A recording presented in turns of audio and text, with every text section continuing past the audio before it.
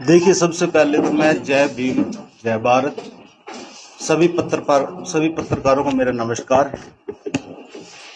24 तारीख को जो मीटिंग हाउस में जो घटनाक्रम हुआ है उसमें सभी रिकॉर्ड है।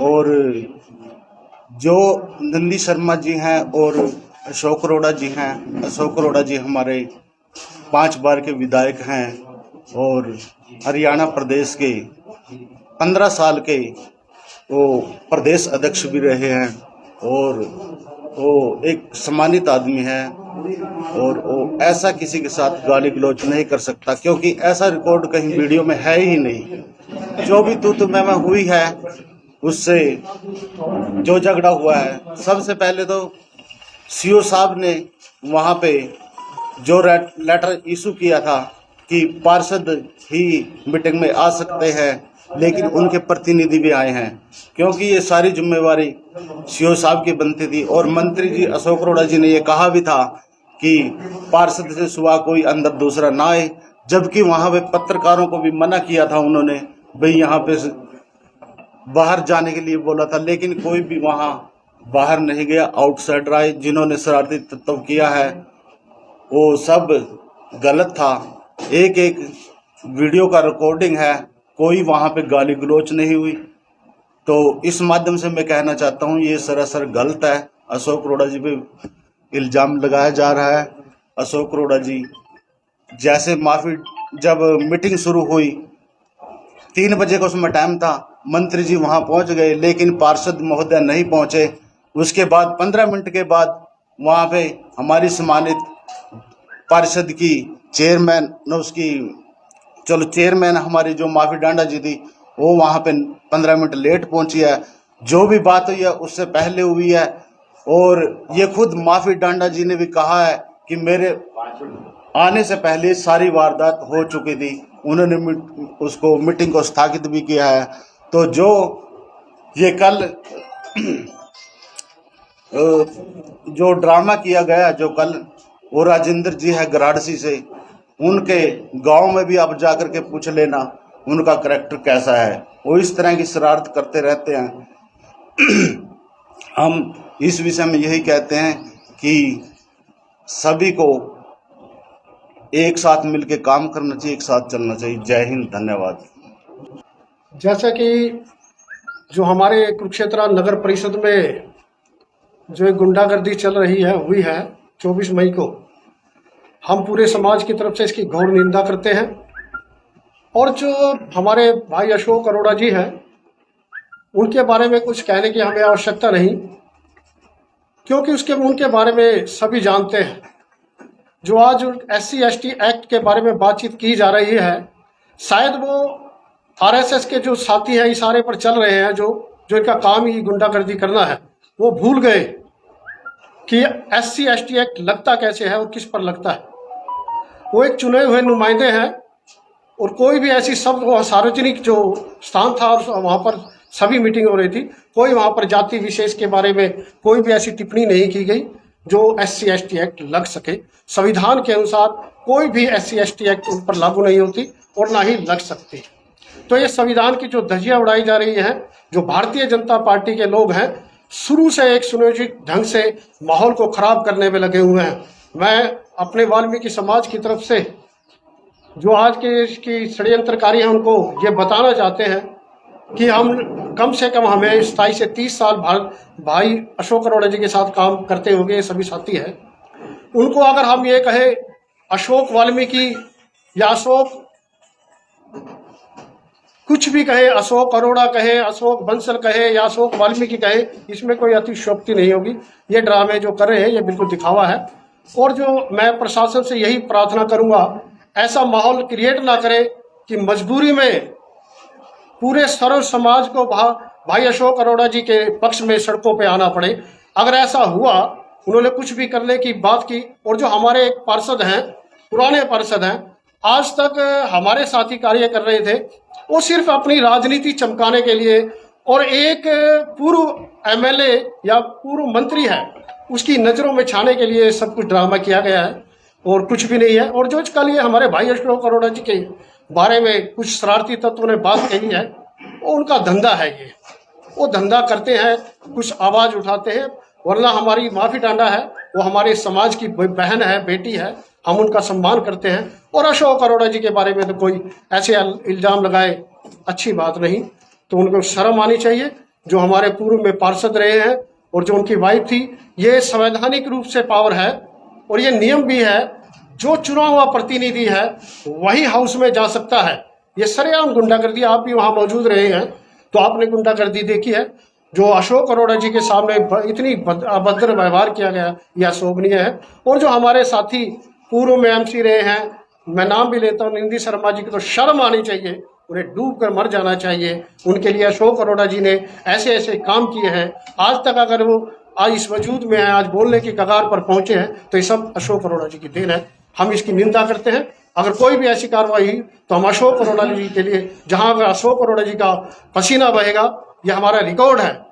ये वाल्मीकि कौम इकट्ठा हुई है, इसका रिकॉर्ड है कि जो कहती है वो करती है। हम अशोक अरोड़ा जी के लिए अपना खून तक बहाने के लिए तैयार हैं। जय भीम, जय भारत।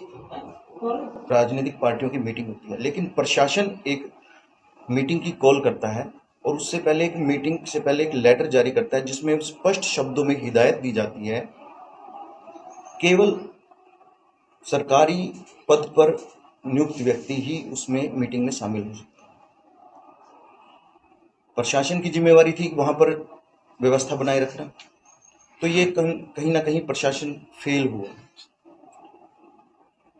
देखिए सर, आपसे बड़ा अधिकारी अगर कहीं पर आकर बैठ जाए, समय पर बैठ जाए, और प्रशासन का छोटा अधिकारी वहां पर समय पर ना आए, तो इसका मतलब ये नहीं है कि मीटिंग शुरू ही नहीं की जाए।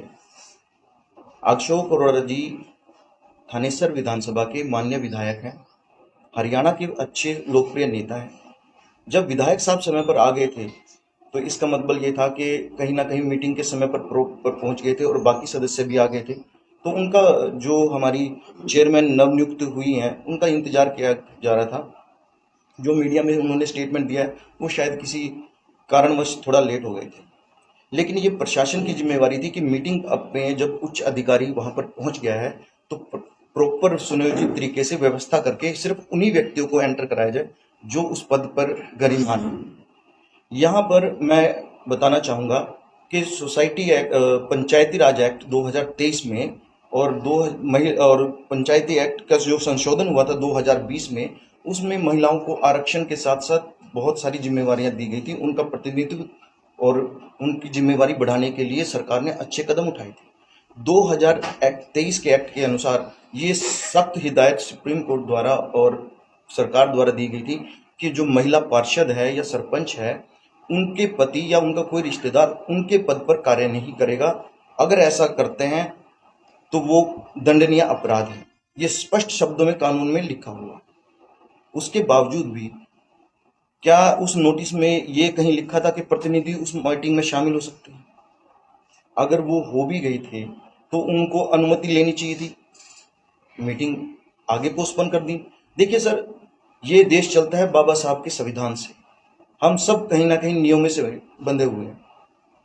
एक नागरिक जो आम सड़क पर भी घूम रहा है, उसके प्रति भी संविधान के कुछ नियम हैं, और एक प्रशासनिक अधिकारी जो जनता की सेवा के लिए चुने गए हैं, उनके तो वैसे भी उनको समझाया जाता है पोस्ट पर रहने से पहले कि ये आपकी कार्यप्रणाली है और इस नियम के तहत आपने जनता की सेवा करनी है। ये जो घटना घटी, ये पूरे लोकतंत्र पर हमला था। आज अगर एक माननीय विधायक पर हाथ उठ सकता है तो कल जो हमारे उच्च अधिकारी हैं, जैसे डीसी है, एसपी है, उनको भी अपनी ड्यूटी करने में दिक्कत आएगी, उन पर भी हमले हो सकते हैं।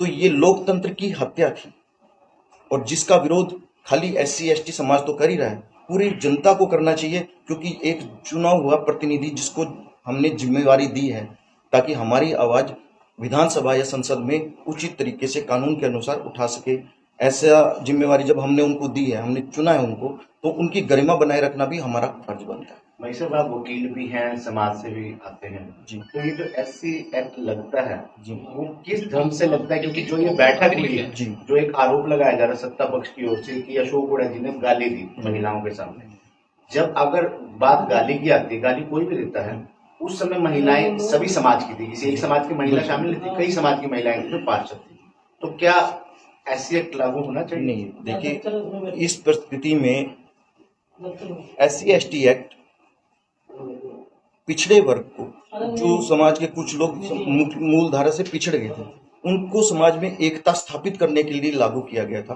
ताकि सभी अपनी बात को अच्छे ढंग से रख सकें और हमारे समाज में विभिन्नता है उसमें थोड़ी समानता लाई जा सके।